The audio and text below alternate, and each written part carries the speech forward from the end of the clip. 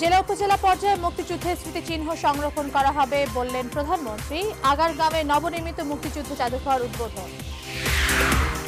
পরিবহন খাতে নানা অনিয়মের বিরুদ্ধে অভিযান চালাচ্ছে বিআরটিএ। শৃঙ্খলা না আসা পর্যন্ত অভিযান চলবে বললেন ওবায়দুল কাদের। কওমি মাদ্রাসার পাঠ্যক্রম যুগোপযোগী করার পরামর্শ বিশেষজ্ঞদের। রাষ্ট্রীয় আচার ও সংস্কৃতি মেনে চলার তাগিদ। 156টি ইউনিয়ন পরিষদের নির্বাচন আজ বিকেল 4টা পর্যন্ত চলবে ভোট গ্রহণ।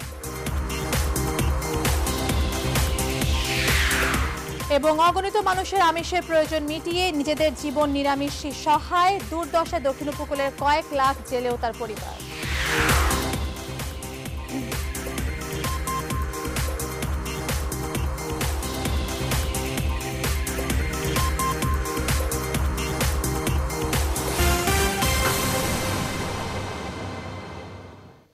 স্বাগত নিউজ 24 সংবাদের সাথে আছে মিতাবাস মাহমেদ। দেখছিলেন শরিয়া ভিত্তিক ইউনিয়ন ব্যাংক লিমিটেড সংবাদ শিরোনাম। মুক্তিযুদ্ধের স্মৃতি ধরে রাখা জাতীয় দায়িত্ব জানিয়ে প্রধানমন্ত্রী শেখ হাসিনা বলেছেন, প্রতিটি জেলা উপজেলায় মুক্তিযুদ্ধ কমপ্লেক্স নির্মাণের পাশাপাশি ছোট পরিসরে জাদুঘরও করা হবে।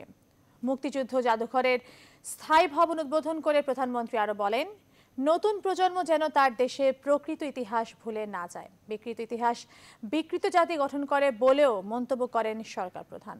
আরো জানাচ্ছেন তানজিল মেহেদী। পলাশীর প্রান্তর থেকে রেসকোর্স ময়দান, দীর্ঘ 2 শতকের চড়াই উতরাই পেরিয়ে লক্ষ প্রাণীর বিনিময়ে বাঙালি জাতি পায় কাঙ্ক্ষিত মুক্তির স্বাদ। সেই সব সংগ্রামের সাহসী কাহিনীর তথ্য, আলোকচিত্র আর ইতিহাসের নানা স্মারক নিয়েই এই মুক্তিযুদ্ধ জাদুঘর। রণাঙ্গনে যারা অস্ত্র হাতে যুদ্ধ করেছেন তাদের হাত ধরে 1996 সালের প্রতিষ্ঠা পায় এই স্মৃতিঘরটি। আর 21 বছর পর তার স্থায়ী ঠাঁই হল রাজধানীর শেরেবাংলা নগরে। 9তলা মুক্তিযুদ্ধ জাদুঘরটি উদ্বোধন করেন প্রধানমন্ত্রী শেখ হাসিনা। এর আগে উদ্বোধনী আয়োজনে যোগ দেন প্রধানমন্ত্রী শেখ হাসিনা। এ সময় যুদ্ধকালীন ও যুদ্ধ পরবর্তী দেশের নানা বাঁক বদলের কথা উঠে আসে তার বক্তব্যে। বলেন, ভবিষ্যৎ প্রজন্মের অনুপ্রেরণার স্মারক হিসেবে মুক্তিযুদ্ধের স্মৃতি সংরক্ষণ করা জাতীয় দায়িত্ব। আমরা প্রতি জেলা উপজেলায় আমরা মুক্তিযুদ্ধ কমপ্লেক্স তৈরি করে দিচ্ছি। এই কমপ্লেক্সে একটা করে ক্ষুদ্র পরিসরে মুক্তিযুদ্ধ জাদুঘর থাকবে এবং সেটা করা হচ্ছে। ইতিমধ্যে প্রায় 170টার মতো আমরা করে ফেলেছি। আমরা 470টার মতো আমরা ইতিমধ্যে দিচ্ছি এবং আমরা নামমাত্র মূল্যে টাকা দিচ্ছি। সেই সাথে সাথে যেখানে গণকবর এবং যেখানে সম্মুখ সমর হয়েছে, যেখানে যুদ্ধ হয়েছে, তারই স্মৃতিচিহ্নগুলি সংরক্ষণেরও আমরা ব্যবস্থা নিয়েছি। মুক্তিযোদ্ধাদের অবদানের কথা স্মরণ করে জাদুঘরের উন্নয়নে বিত্তবানদের অনুদান দেওয়ার পাশাপাশি আয়ের সংস্থান করতে আহ্বান জানান তিনি। মুক্তিযুদ্ধ জাদুঘর এদেশের মুক্তিযুদ্ধের চেতনাকে সমুন্নত রাখবে। প্রজন্মের পর প্রজন্ম যেন জানতে পারি যে কত মহান ত্যাগের বিনিময়ে আমরা এই স্বাধীনতা অর্জন করেছি। সেই স্মৃতিচিহ্নগুলি তারা দেখবে, সেই স্মৃতিগুলি তারা উপলব্ধি করবে, অন্তরে ধারণ করবে, সেভাবে নিজেদের চরিত্রকে গঠন করবে। প্রধানমন্ত্রী আরও বলেন, স্বাধীনতার সপক্ষের শক্তি ক্ষমতায় থাকলে দেশ ও মানুষের উন্নয়ন নিশ্চিত হয়, কিন্তু যারা উড়ে এসে জুড়ে বসে তাদের পক্ষে দেশ ও জাতির উন্নয়ন সম্ভব নয়। কাজে এই স্মৃতিগুলি ধরে রাখা। তানজির মেহেদী, নিউজ 24, ঢাকা। রাজধানীতে গণপরিবহনে শৃঙ্খলা ফিরিয়ে আনতে চলছে অভিযান। এতদিন সিটিং সার্ভিস, কম স্টপেজ সার্ভিস নামে যাত্রীদের কাছ থেকে বাড়তি অর্থ হাতিয়ে নিত বাস, মিনিবাস চালকরা। আর এ ধরনের নৈরাজ্য বন্ধের লক্ষ্যে রোববার সকাল থেকে অভিযান শুরু করে ঢাকা সড়ক পরিবহন মালিক সমিতি। এদিকে এই অভিযানের কারণে রাজধানীতে গণপরিবহন বের হয়েছে কম, ভোগান্তিতে পড়েছে নগরবাসী। রাজধানীর 5টি স্থানে পরিচালনা করা হচ্ছে এই অভিযানেতে পরিবহন মালিক ও শ্রমিক সমিতির নেতা, নির্বাহী ম্যাজিস্ট্রেট এবং আইন শৃঙ্খলা বাহিনীর সদস্যরা রয়েছেন। সপ্তাহে 3 দিন এই অভিযান চলবে। এছাড়া অভিযানে সহায়তা দিয়ে যাচ্ছে Bangladesh road transport authority, BRTA.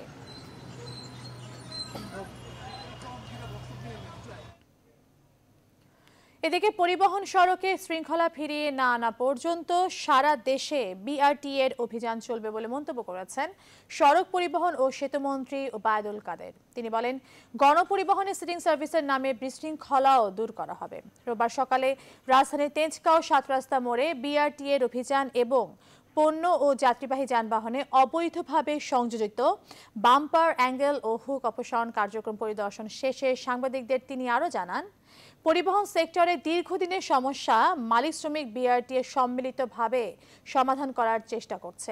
ত্রুটিপূর্ণ ও বেআইনি মোটর যান চলাচল বন্ধে কঠোর আইন প্রয়োগ করা হবে। প্রত্যেককেই শৃঙ্খলার মধ্যে আসতে হবে, নীতিমালার মধ্যে আসতে হবে, এর বিকল্প কোনো কিছু নেই। এবং বাংলাদেশের রাস্তা পরিবহনের শৃঙ্খলা যে কোনো মূল্যে ফিরিয়ে আনতে আমরা সংশ্লিষ্ট সবাই ঐক্যবদ্ধভাবে কাজ করে যাচ্ছি। প্রকৃত যারা পয়সা দিয়ে গাড়িতে উঠে অনেকে বসতে পারে না এবং দাঁড়িয়ে থাকে এবং খুবই ওভারলোডিং হয়, ওভারলোডিংয়ের বিরুদ্ধে এটা একটা ব্যবস্থা। দর্শক, এই মুহূর্তে রাজধানীর যাত্রাবাড়ি এলাকায় রয়েছেন সহকর্মী তালুকদার বিপ্লব। গণপরিবহন কম বেরোনোর কারণে জনভোগান্তির কথা জানতে সরাসরি চলে যাচ্ছে তার কাছে। বিপ্লব, সিটিং সার্ভিস বন্ধ সহ অনিয়ম বন্ধে রাজধানীতে চলছে অভিযান। আমরা জেনেছি যে এর ফলে রাজধানীতে গণপরিবহন আজকে বেশ কম বেরিয়েছে। কি ধরনের ভোগান্তিতে পড়তে হচ্ছে সাধারণ যাত্রীদের?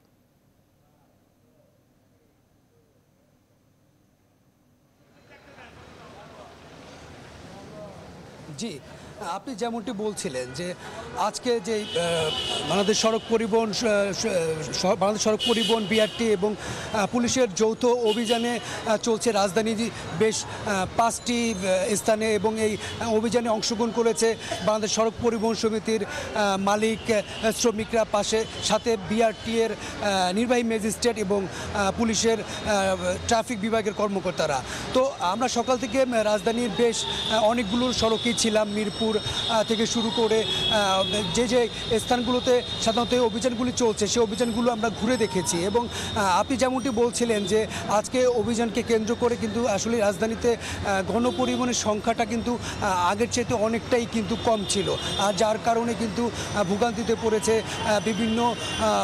বিভিন্ন যে বাস যাত্রী আছে সেই বাস যাত্রী কিন্তু ভোগান্তিতে পড়েছে, এবং সবচেয়ে বেশি ভোগান্তিতে পড়েছে কিন্তু মহিলা যাত্রী যারা আছেন তারা কিন্তু বেশি ভোগান্তিতে পড়েছেন। কারণ সাধারণত যেই বাসগুলো সিটিং সার্ভিস সবসময় চলে আসছিল, সেই সিটিং সার্ভিস বাসগুলোকে যখন লোকাল সার্ভিস করা হয়েছে তখন সেক্ষেত্রে কিন্তু অনেক পুরুষ যাত্রীর মাঝে মহিলা যাত্রীরা কিন্তু উঠতে কিন্তু কিছুটা সংকোচ বোধ করেছে, যার কারণে কিন্তু আমরা দেখেছি যে অনেক রাস্তার সড়কের আশেপাশে মহিলা যাত্রীরা দাঁড়িয়ে আছে, দীর্ঘ সময় ধরে দাঁড়িয়ে আছে। এবং আরেকটা বিষয় আমি জানিয়ে রাখি যে আজ সকালে আসাদগেট এলাকায় আপনার এই অভিযান পরিচালনা করেছিল বাংলাদেশ সড়ক পরিবহন মালিক সমিতির যে মহাসচিব খন্দকার ইনায়েতুল্লাহ এবং বাংলাদেশ বিআরটি এর চেয়ারম্যান মশিউর রহমান, উনি ছিলেন এবং ওনারা ওখানে উপস্থিত অবস্থায় কিন্তু ওখানে তারা অনেক বাসকে জরিমানা করেছে এবং বাসকে তারা চিহ্নিত করে দিয়ে তারা কালো কালি দিয়ে কিন্তু ওই যে বাসগুলো তারা নির্ধারিত করে আগে থেকে পূর্ব ঘোষণায় বলেছিল যে সিটিং সার্ভিস চলবে না, পাশাপাশি বাসের যে ক্যারিয়ার, বাসের উপরে থাকা যে ক্যারিয়ার এবং বাসের পাশে যে সাইড অ্যাঙ্গেল খুলে ফেলার কথা বলা হয়েছিল পূর্ব ঘোষণায়, সেইগুলো কিন্তু আজকে সকালে যে অভিযান হয়েছে আসাদগেট এলাকায় আসলে কিন্তু কোনো বাসে কিন্তু তারা কিন্তু যে তাদের নির্দেশনা মেনেছে এরকম কাউকে কিন্তু তারা পায়নি। এবং তারা পরবর্তীতে তারা যেটা জানিয়েছে যে তাদের অভিযান অব্যাহত থাকবে, এবং তারা বলেছে যে সপ্তাহে 3 দিন বাংলাদেশ বাস মালিক সমিতি এই অভিযান পরিচালনার সাথে থাকবে, আর সপ্তাহে 6 দিন এই অভিযান পরিচালনা করবে বিআরটি এর নির্বাহী ম্যাজিস্ট্রেট। একটি বিষয় অবশ্য আমি আপনাকে জানিয়ে রাখি যে বিআরটি এ যে বাসের যে ভাড়া, সেই ভাড়া নিয়ে যাত্রী এবং যে বাস মালিকদের সাথে যে একটা বাক বিতর্ক হচ্ছে, সেই বিতর্কের বিষয়টা হলো এরকম যে যাত্রীরা বলছে যে বিআরটিএ বা বাস মালিক সমিতির পক্ষ থেকে বাসকে এখন লোকাল করা হয়েছে, সেই হিসেবে ভাড়াও অনেকটা কমে গেছে, কিন্তু বাস মালিকরা বলছে যে আসলে ভাড়া কমেনি, ভাড়া যা ছিল তাই আছে। এবং এই বিষয়টি কিন্তু আমি কয়েকজন বাস মালিকের সাথে কথা বলার চেষ্টা করেছি, যে জিনিসটি আমি জানতে পেরেছি বিষয়টি বিষয়টি হলো যে তারা বলছে যে কখনোই বিআরটি বা সরকারিভাবে বা সরকারের যে বিআরটির যে আইন আছে সে আইনে সিটিং সার্ভিস বলতে আসলে কিছুই ছিল না।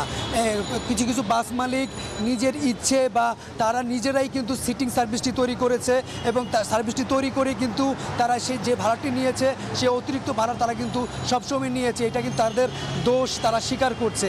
এবং তারা বলছে যে এখন যে ভাড়াটি নির্ধারণ করে দেওয়া হয়েছে সেই ভাড়াটির হিসেবটা যদি আমি আপনাকে রেশিওটা আমি আপনাকে বলি যে তারা বলছে যে সিএনজিতে যেমন প্রথম মিটারে ভাড়া 50 টাকা এবং পরবর্তী মিটারে যেমন ভাড়াটা নির্ধারিত কিলোমিটার হিসেবে ভাড়া নেওয়া হয়। এই ক্ষেত্রে বাসে কেউ যখন কোনো যাত্রী উঠবে সেক্ষেত্রে ভাড়া 60 টাকা দিতে হবে, পরবর্তীতে প্রতি কিলোমিটারের জন্য 1 টাকা 70 পয়সা করে দিতে হবে। তো এটা নিয়ে কিন্তু আমি এখানে যে যাত্রাবাড়ি এলাকায় বাস মালিক সমিতি যাত্রীদের মধ্যে যেই অসন্তোষ তৈরি হচ্ছে যে ভাড়া নিয়ে এটা বিষয়ে তারা কি বলেন একটু আমাকে বলবেন যে ভাড়ার বিষয়ে যে সমস্যাটা হচ্ছে সেই সমস্যাটা। ভাড়ার বিষয়ে কোনো সমস্যা না, এখানে আমরা বলছি সরকার নির্ধারিত ভাড়া বিআরটি চার্ট অনুযায়ী ভাড়া দেওয়ার জন্য জাতি সাধারণ কাছে আমরা অনুরোধ করছি, ভাড়া বেশি নেওয়ার কোনো প্রশ্নই ওঠে না। যাত্রীরা বলছে যে আপনারা বাস এখন লোকাল করা হয়েছে তারপরেও কিন্তু আপনারা সিটিং সার্ভিস ভাড়া নিচ্ছে, বিষয়টা কি? আমার মনে হয় ঘটনাটা সঠিক না। যাত্রীদের থেকে আমরা বলছি আমাদের কাছে বলার জন্য বিআরটির চার্ট অনুযায়ী ভাড়া দেওয়ার জন্য, সিটিং আর লোকাল বলতে কোনো জন্য নয়। লোকাল গাড়ি চলতেছে, বিআরটির চার্ট লটকানো আছে, চার্ট অনুসারে ভাড়া দেওয়ার জন্য আমরা জাতি সাধারণকে অনুরোধ করছি। যে আপনি শুনলেন যে আসলে বিআরটি এর যে ভাড়া কথা বলছে আসলে সেই ভাড়াটি ওনারা বলছে যে আগের যে নির্ধারিত ভাড়া ছিল সে ভাড়াই আছে, ভাড়া বাড়ানো হয়নি।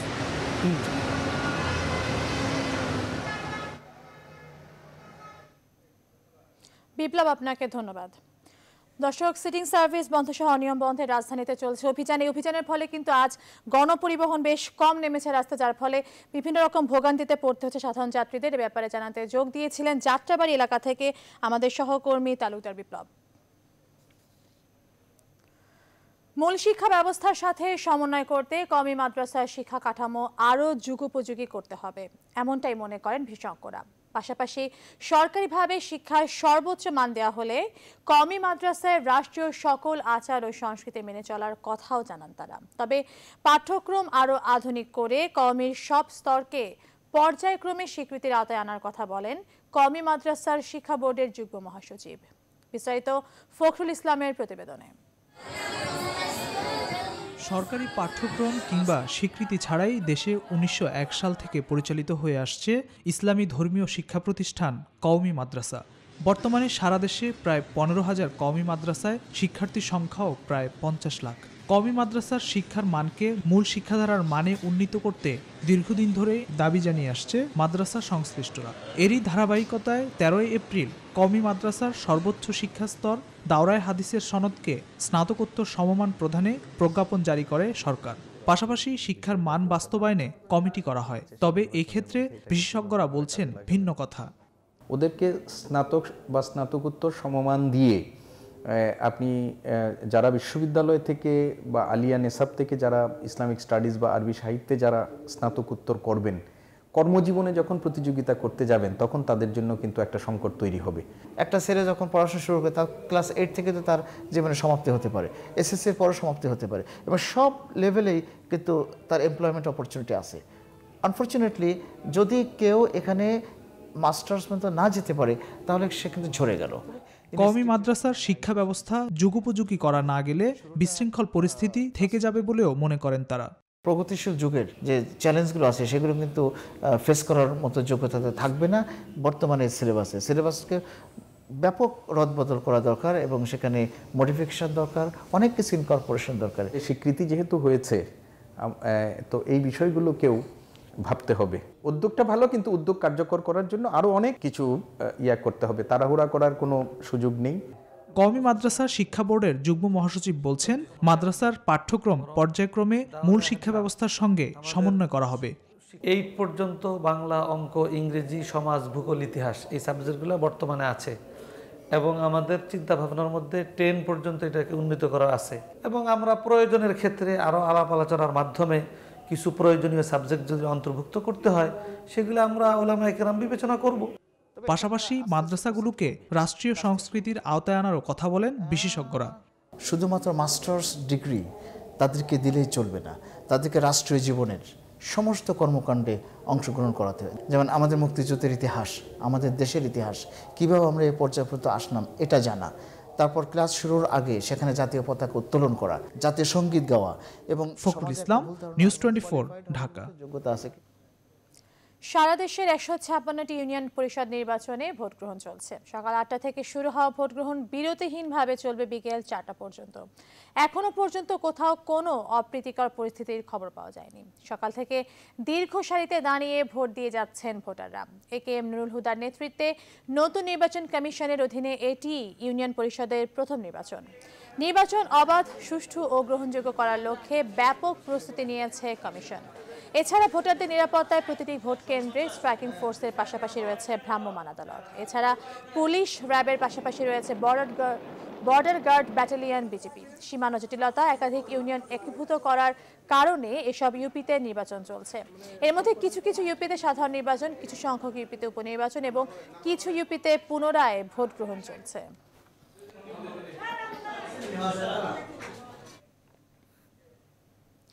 প্রধানমন্ত্রী সাম্প্রতিক ভারত সফরে স্বাক্ষরিত চুক্তি ও স্মারকগুলো সম্পর্কে না জেনেই রাজনৈতিক দলগুলো ঢালাওভাবে সমালোচনা করছে বলে মন্তব্য করেছেন পররাষ্ট্র প্রতিমন্ত্রী শাহরিয়ার আলম। আজ সকালে জাতীয় প্রেস ক্লাবের উদ্যোগে ভিআইপি লাউঞ্জে প্রধানমন্ত্রী ভারত সফর নিয়ে আয়োজিত সংলাপে একথা বলেন তিনি। উপ আঞ্চলিক সহযোগিতার ক্ষেত্রে ভারতের গুরুত্ব বিবেচনা করেই সরকার চুক্তিগুলো করেছে বলে জানান পররাষ্ট্র প্রতিমন্ত্রী। অনুষ্ঠানে প্রেস ক্লাবের সভাপতি, সাধারণ সম্পাদক ছাড়াও নিরাপত্তা বিশ্লেষক ও সিনিয়র সাংবাদিকবৃন্দ বক্তব্য রাখেন।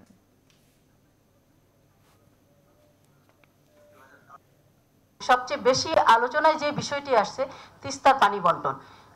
তো তিস্তার পানি কিন্তু আমাদের আসবেই, আমরা জানি, এবং আমরা যেভাবে এগুচ্ছি প্রধানমন্ত্রী কিন্তু যেভাবে মেনে নেননি, এবং মোদি যে কথাটা বলেছেন যে এই সরকারের আমলেই, মোদি সরকারের আমলেই সেই তিস্তা চুক্তি হবে। বিজ্ঞজনকে, যাকে আমরা অনেকেই সম্মান করি বা সকলেই করেন, ও এরকম মানুষ মিডিয়ায় গিয়ে বলছেন যে হ্যাঁ এই যৌথ ইশতেহারটি দেখলাম কিন্তু সেখানে বর্ডার কিলিং নিয়ে কিছু বলা নেই। মানে অবাক হয়ে গেলাম। 20 ধারাতে পরিষ্কার বলা আছে যে if I can just repeat one single line, যে both Prime Minister reiterated that the number of deaths at the border must be brought. জনপ্রতিনিধিদের যুক্ত করা হয় না বলে বাজেট বাস্তবায়নে ধীরগতি হচ্ছে। সকালে রাজধানীর ব্র্যাকেন সেন্টারে সেন্টার ফর পলিসি ডায়ালগ সিপিডির বাজেট প্রস্তাবনা অনুষ্ঠানে একথা বলেন প্রতিষ্ঠানটির সম্মানীয় ফেলো ডক্টর দেবপ্রিয় ভট্টাচার্য। এছাড়া নির্বাচন সামনে রেখে সরকার বাজেটের আকার বড় করলেও তা বাস্তবায়নে যথাযথ পদক্ষেপ নেওয়ার আহ্বান জানান তিনি। চলতি অর্থবছরের প্রথম 9 মাসে 45% এডিপি বাস্তবায়ন হওয়াকে নেতিবাচক উল্লেখ করে তিনি সরকারের কাছে প্রশ্ন রাখেন, মাত্র 3 মাসে কিভাবে 55% বাস্তবায়ন সম্ভব। অনুষ্ঠানে প্রতিষ্ঠানটির আরেক সম্মানীয় ফেলো ডক্টর মুস্তাফিজুর রহমান গুরুত্ব দেন বাজেট বিকেন্দ্রীকরণের দিকে। এ সময় সিপিডির পক্ষ থেকে বাজেটকে সামনে রেখে বেশ কয়েকটি প্রস্তাবনা দেওয়া হয়। বাজেট এটা কি আসলে শেষ পর্যন্ত কিছু আমলার সংখ্যা নির্ভর, নাকি এটা একটি রাজনৈতিক প্রক্রিয়া যেখানে আমার রাজনৈতিক প্রতিশ্রুতিকে বাস্তবায়ন করার জন্য আমি বিভিন্ন ধরনের উন্নয়ন কৌশল নিই, যে উন্নয়ন কৌশল আমার নিজের জনগণের বিভিন্ন ধরনের সমস্যাকে প্রতিভাত করে একটি ওই উভয় সংকট, নীতির উভয় সংকটের ক্ষেত্রে একটি সুষ্ঠু রাজনৈতিক সমাধান দিবে। আমরা তো সেই প্রক্রিয়া দেখি না। এই যে বাজেট বাস্তবায়ন হয় না তার অন্যতম প্রধান কারণ এটার উপরে জনপ্রতিনিধিদের মালিকানা বোধ আছে কিনা। আগামীকাল মুজিবনগর সরকার দিবস। 1971 সালের 17 এপ্রিল মেহেরপুরের বৈদ্যনাথ তলায় শপথ নিয়েছিল বাংলাদেশের প্রথম মুজিবনগর সরকার। সেদিন নবগঠিত এই সরকারকে গার্ড অব অনার প্রদান করেছিলেন 12 আনসার সদস্য। এর মধ্যে 8 জন বিভিন্ন সময় মারা গেলেও এখনো বেঁচে আছেন 4 জন। কিন্তু কেমন আছেন ইতিহাসের সাক্ষী হওয়া এই বীর সেনানীরা? খোঁজ নিয়েছেন মেহেরপুর প্রতিনিধি তুহিন আরণ্য, জানাচ্ছেন জহির রায়হান জুয়েল। 1971 সালের 17 এপ্রিল বাংলাদেশের প্রথম সরকার গঠন ও মন্ত্রিপরিষদ সদস্যদের শপথ গ্রহণ হয় মেহেরপুরের মুজিবনগরের বৈদ্যনাথ তলার আম্রকাননে। আর এই সরকারকে গার্ড অব অনার প্রদান করে ইতিহাসে স্মরণীয় হয়ে আছেন 12 জন আনসার সদস্য। দেশ স্বাধীনের দীর্ঘ সময় পর ঐতিহাসিক গার্ড অব অনার প্রদানের ভাস্কর্য নির্মাণ করা হলেও তাদেরকে সঠিকভাবে তুলে ধরা হয়নি। সেদিন 12 সদস্য গার্ড অব অনার প্রদান করলেও নির্মাণ করা হয়েছে 8 জনের ভাস্কর্য। কারোর চেহারার সঙ্গে কারোর চেহারার মিল নেই। আমাদের দাবি চেহারার সঙ্গে চেহারার মিল করতে হবে এবং 12 জন আনসার আমরা ছিলাম, 12 জনের 12টা ভাস্কর্য করতে হবে। অস্থায়ী রাষ্ট্রপতি সৈয়দ নজরুল ইসলামকে আমরা 12 জন আনসার এই মুজিবনগর গার্ড অব অনার প্রদান করি। স্বাধীনতার ইতিহাসের সাক্ষী 12 আনসার সদস্যের মধ্যে এখন বেঁচে আছেন মাত্র 4 জন। কিন্তু ভালো যাচ্ছে না তাদের পড়ন্তবেলার দিনগুলি। ভূমিহীন হওয়ায় 12 জনের পরিবারকে সরকার পাকা বাড়ি ও জমি দিলেও এখনও দখলে নিতে পারেনি সেই জমি। মাসিক 10,000 টাকা দিয়ে আমি শরীর চিকিৎসা করব না ভাত খাবো, সেটা আমার তো হয় না। আমরা শেষ বয়সে দেখে যেতে চাই যেন সরকার থেকে আমাদের একটা খেতাব দেয়। এদিকে আনসার সদস্যদের সমস্যাগুলো দ্রুত সমাধানের আশ্বাস দিয়েছেন জেলা প্রশাসক। ভূমি অ্যালোকেশন দিয়েছে কিন্তু তারা দলিলও পেয়েছে কিন্তু তারা দখল পায়নি। এই বিষয়টা আমার মনে হয় আপনাদের মাধ্যমে জানলাম, খুব অচিরেই আমি যদি থাকে আমি অচিরেই আমি সমাধান করে ফেলব। বাংলাদেশের প্রথম সরকারকে গার্ড অব অনার প্রদান করা এই আনসার সদস্যদের রাষ্ট্রীয়ভাবে স্বীকৃতির দাবি মেহেরপুরবাসীর। Desk report, news 24। নিউজ 24 সংবাদের এই পর্যায়ে নিচ্ছি বিরতি, ফিরছি একটু পর, আমাদের সাথেই থাকুন।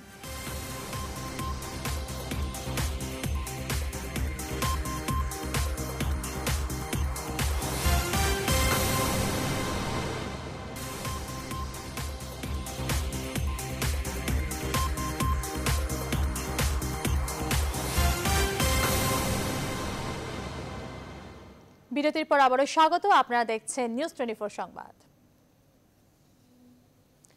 সারাদিন মাছ ধরে দিন শেষে নিজের পাতে জোটে শুধুই শাক ভাত। অগণিত মানুষের আমিষের চাহিদা মেটালেও নিজেদের জীবনে নিরামিষই সহায়। বেকারত্বের যন্ত্রণায় কাটে বছরের অর্ধেক সময়। এমনই দুর্দশায় জীবন কাটে দক্ষিণ উপকূলের কয়েক লাখ জেলে পরিবারের। আর সেখানকার ভূমিহীন বেদে সম্প্রদায় ভেসে বেড়ায় জলের বুকে ভাসমান নৌকায়। মিজানুর রহমানের ক্যামেরায় দক্ষিণ উপকূলবাসীর জীবন জীবিকার চিত্র তুলে ধরেছেন ফখরুল ইসলাম।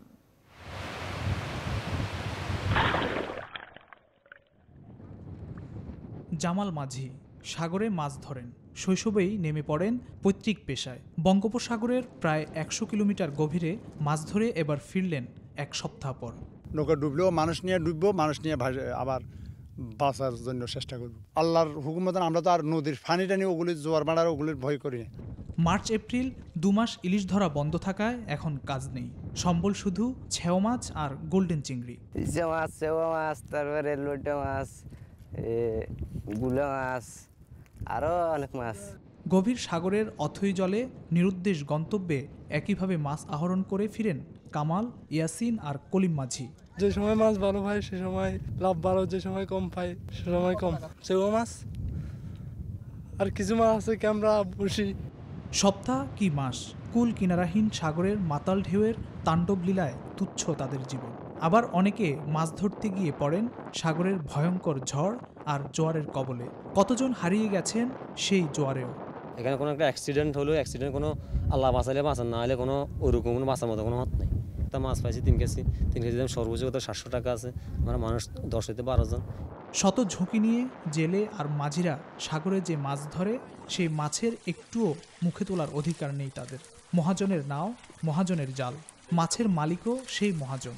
বেকারত্বের মৌসুমে তাদের সহায়হীন আত্মসমর্পণ মহাজনের কাছে। আগাম বেচে দিতে হয় নিজেদের শ্রম। চড়া সুদে ঋণ নিয়ে আটকে যায় মহাজনের জালে। সে মহাজনের হয়েই সাগরে যেয়ে উপকূলের জেলেরা পড়ে জলদস্যুদের উৎপাত আর ঝড় জলোচ্ছ্বাসের থাবায়। আবার আছে, আবার লসও আছে। দেনানো কোনো সে অ্যাক্সিডেন্ট অত দেনা নহলে বেরো আমরা খুঁড়ে গাড়ি মারি, জাল ধরি, তারপর জাল লেগিরি করি, বর্ষাত মাছ ধরি, আবার হুদিনে জাল লেগিরি করি। হাতিয়ার 70 ভাগ লোকই মৎস্যজীবী। দেশে মাছের চাহিদার 40 ভাগই পূরণ করে এ অঞ্চলের জেলেরা। ছোট ছোট মাছ দিয়ে শুটকি বানানো হয়, তৈরি হয় মুরগির খাবার। মাছ উৎপাদনে বিশ্বে বাংলাদেশ চতুর্থ, আর দেশের মোট চাহিদার 40 ভাগই পূরণ করা হয় দক্ষিণ উপকূলের নদী ও সাগর থেকে।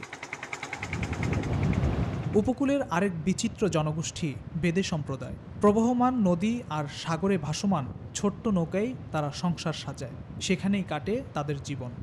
নৌকাই বাড়িঘর, নৌকাই জীবন। আমাকে বসত বাড়ি নৌকার বিকতে, আমাকে হচ্ছে বাড়িঘর নাই, জায়গা জমিন নাই, টিয়া পয়সা নাই, কি করুন? আল্লাহ যে হালাতে রাখছে হালাতে চলি। হাতিয়া দ্বীপের মানুষের অন্যতম ভোগান্তি চিকিৎসা সেবায়। উপজেলার সরকারি হাসপাতালে চিকিৎসক বা চিকিৎসা সেবা কিছুই পাওয়া যায় না, আর সরকারি স্কুলগুলোতেও নেই প্রয়োজনীয় শিক্ষক, ফলে পিছিয়ে পড়ছে শিক্ষার্থীরা। প্রায় 5 লাখ মানুষের জনপদ হাতিয়ায় বিদ্যুৎ, শিক্ষা, চিকিৎসা সহ অন্যান্য সুযোগ সুবিধা নিশ্চিত করলে উন্নত হবে জনজীবন, এগিয়ে যাবে দেশের অর্থনীতি। ফখরুল ইসলাম, নিউজ 24, হাতিয়া। হিমালয় জয়ের পথে আরেক বাংলাদেশি নারী। শিগগিরই এভারেস্টের চূড়ায় বাংলাদেশের পতাকা উড়াতে যাচ্ছেন মৃদুলা। শনিবার বাংলাদেশ সময় 11টায় হিমালয়ের বহু কাঙ্ক্ষিত বেস ক্যাম্পে পৌঁছান তিনি। ভূমি থেকে প্রায় 5364 মিটার অর্থাৎ 17,598 ফুট উপরে অবস্থান করছেন বাংলাদেশের এই তরুণী। এর আগে শুক্রবার 5180 মিটার উঁচু বরফে ঢাকা গোরাকশিপে পৌঁছান মৃদুলা। শুক্রবার থেকেই ভীষণ ঠান্ডা ও তীব্র বাতাসের সঙ্গে লড়াই চলছে তার। তবে সবকিছুকে ছাপিয়ে হিমালয় জয়ের পথেই রয়েছেন মৃদুলা। এর আগে নারী হিসেবে নিশাত মজুমদার এবং ওয়াসফিয়া নাসরিন এভারেস্ট জয় করেন। একযুগে পা রাখল অ্যাপোলো হসপিটাল ঢাকা। রোববার সকালে হসপিটাল প্রাঙ্গণে কেক কেটে বর্ষপূর্তি উদ্বোধন করেন প্রতিষ্ঠানের সিইও। এ সময় তিনি বলেন, বাংলাদেশের মানুষকে সর্বোচ্চ স্বাস্থ্যসেবা দিতে তারা সবসময় চেষ্টা করে যাচ্ছেন। একই সাথে বিদেশের মতো উন্নত চিকিৎসা সেবা দিতে হাসপাতালটি কাজ করছে বলেও জানান তিনি। অনুষ্ঠানে হসপিটালের গভর্নিং বডির সদস্য সহ ডাক্তার, কর্মকর্তা, কর্মচারীরা উপস্থিত ছিলেন। বর্ষপূর্তি এবং বাংলা নববর্ষকে বরণে বৈশাখী মেলা সহ বিভিন্ন আয়োজন করা হয়।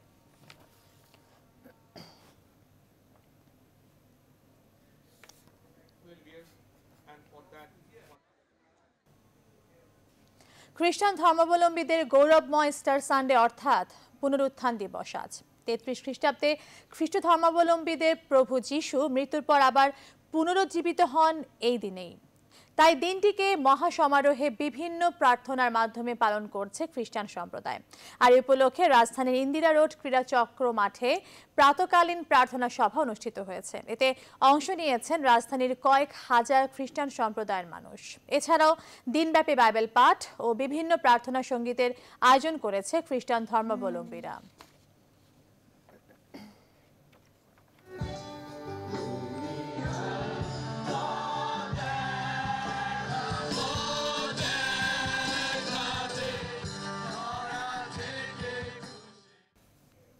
এবার ফার্স্ট সিকিউরিটি ইসলামী ব্যাংক অর্থ বাণিজ্যের সংবাদ।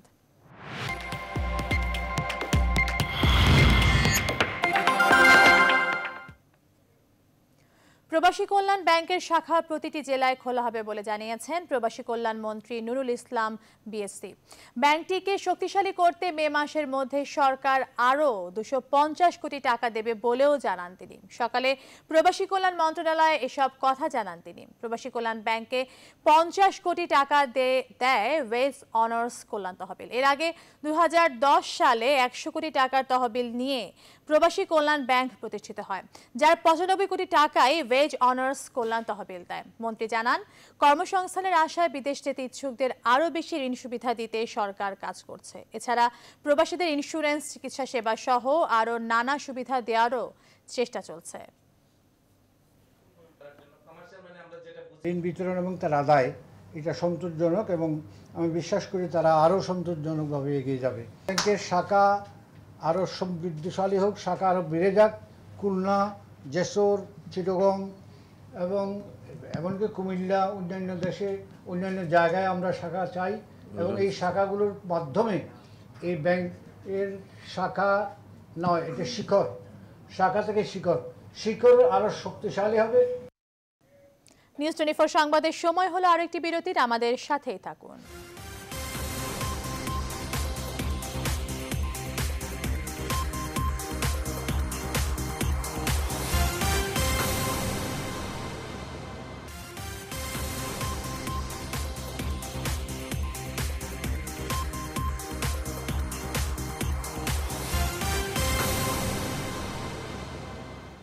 আবারও স্বাগত নিউজ 24 সংবাদে।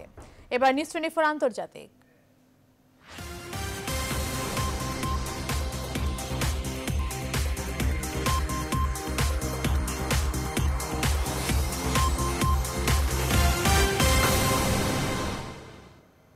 সংবিধান সংশোধনের লক্ষ্যে তুরস্কে চলছে গণভোট। স্থানীয় সময় রোববার সকাল 7টায় দেশটির পূর্বাঞ্চলীয় শহরে এবং এ ঠিক 1 ঘন্টা পরে দেশের অন্যান্য জায়গায় ভোট গ্রহণ শুরু হয়। বিকেল 5টায় ভোট গ্রহণ শেষ হবে। সন্ধ্যা নাগাদ ফলাফল প্রকাশিত হবে বলে আশা করা যাচ্ছে। দেখুন সাবরিনা মমতাজের প্রতিবেদন। গণভোটের জন্য তৈরি হয়েছে 1,67,140টি পোলিং স্টেশন। ভোটারের সংখ্যা 5,50,00,000।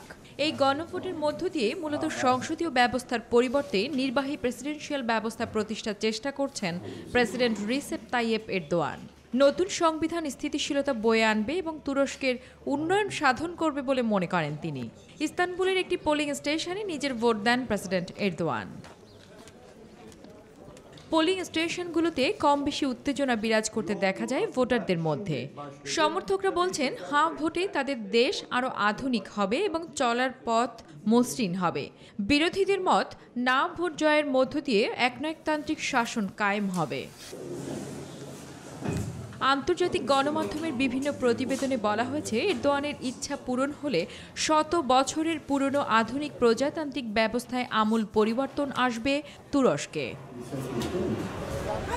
নির্বাহী প্রেসিডেন্সিয়াল ক্ষমতার পক্ষে জয় এলে 2029 সাল পর্যন্ত ক্ষমতায় অধিষ্ঠিত থাকতে পারবেন এরদোয়ান। সাবরিনা মমতাজ, নিউজ 24। উত্তর কোরিয়া তার পূর্ব উপকূলে ক্ষেপণাস্ত্র পরীক্ষা চালাতে গিয়ে ব্যর্থ হয়েছে বলে দাবি করেছে দক্ষিণ কোরিয়ার সামরিক বাহিনী। অন্যদিকে উত্তর কোরিয়ার এই পরীক্ষা চেষ্টা চলমান উত্তেজনাকে নতুন করে বাড়িয়ে দিল বলে মত বিশ্লেষকদের। সাবিনা মমতাজের আরও একটি প্রতিবেদন। শনিবার ব্যাপক আয়োজনে দেশটির স্থপতি কিম ইল সাংয়ের 105তম জন্মবার্ষিকী বা সূর্যদিন উদযাপনের একদিন পার না হতেই ব্যর্থতার মধ্য দিয়ে দিন শুরু করতে হলো পিয়ংইয়ংবাসীকে। সেউল বলছে স্থানীয় সময় রোববার সকালে নতুন এক ক্ষেপণাস্ত্র পরীক্ষা চালানোর চেষ্টা করেছে পিয়ংইয়ং। তবে ঠিক কী ধরনের ক্ষেপণাস্ত্র ছিল ওটি তা নিশ্চিত করতে না পারলেও জানার চেষ্টা অব্যাহত রেখেছে বলে জানিয়েছে দক্ষিণ কোরিয়ার পররাষ্ট্র মন্ত্রণালয়। 북한이 어제 열병식에서 갖가지 공격용 উত্তর কোরিয়া শনিবার প্যারেডে আক্রমণাত্মক বেশ কিছু ক্ষেপণাস্ত্র দেখিয়েছে। একই সাথে বিশ্বের জন্য হুমকিস্বরূপ ক্ষেপণাস্ত্র পরীক্ষা চালাতে সাহস দেখিয়েছে। যদি সেখানে পারমাণবিক পরীক্ষা কিংবা আন্তঃমহাদেশীয় ক্ষেপণাস্ত্র চালুর চিন্তা থাকে যা উস্কানি সৃষ্টি করবে, তবে আমরা আবারও সতর্ক করছি, তাদের বিরুদ্ধে এমন শাস্তিমূলক ব্যবস্থা নেওয়া হবে যা সহ্য করতে পারবে না কিম প্রশাসন। 반드시 있을 것임을 다시 한번 경고한다. উত্তর কোরিয়ার ক্ষেপণাস্ত্র পরীক্ষায় ব্যর্থতার কথা নিশ্চিত করেছেন যুক্তরাষ্ট্রের প্রশান্ত মহাসাগরীয় কমান্ড জেভ বেনহামো। যুক্তরাষ্ট্রকে পাল্টা পারমাণবিক জবাব দেওয়ার হুমকির একদিন না যেতেই ব্যর্থ পরীক্ষা চালালো পিয়ংইয়ং। এমনিতেই কোরীয় উপদ্বীপে যুদ্ধ বিমানবাহী রণতরী নিয়ে যুক্তরাষ্ট্রের নৌবাহিনীর স্ট্রাইক দল মোতায়েন। তারই মধ্যে নতুন করে পিয়ংইয়ংয়ের ক্ষেপণাস্ত্র পরীক্ষার চেষ্টা গোটা অঞ্চলের উদ্বেগজনক পরিস্থিতিকে আরও বাড়িয়ে দিচ্ছে বলে মত বিশ্লেষকদের।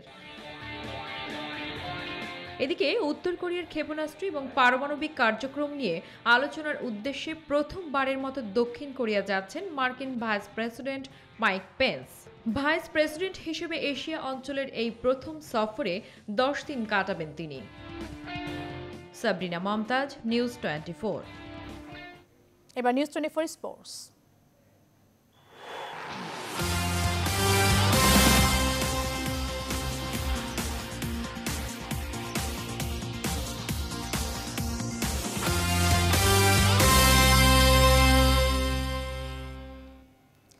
ইংলিশ প্রিমিয়ার লিগের বিগ ম্যাচের রাতে মাঠে নামছে দুই জায়ান্ট চেলসি ও ম্যানচেস্টার ইউনাইটেড। স্ট্যামফোর্ড ব্রিজে বাংলাদেশ সময় রাত 9টায় শুরু হবে ম্যাচটি। ইংলিশ প্রিমিয়ার লিগে জমে উঠেছে টপ 4 নিশ্চিতের লড়াই। এমন সমীকরণ সামনে রেখে চেলসির মুখোমুখি হবে রেড ডেভিলরা। লিগ ম্যাচ 49 বারের দেখায় এগিয়ে চেলসি। ব্লুজদের 17 জয়ের বিপরীতে ম্যানইউ জিতেছে 13 ম্যাচ আর ড্র হয়েছে 19টি ম্যাচ।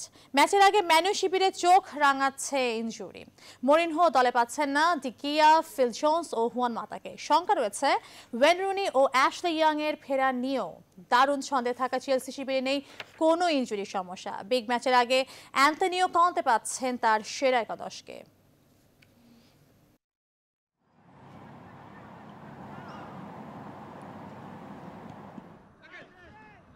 নিউজ 24 সংবাদ শেষ করার আগে শিরোনামগুলো আরো একবার।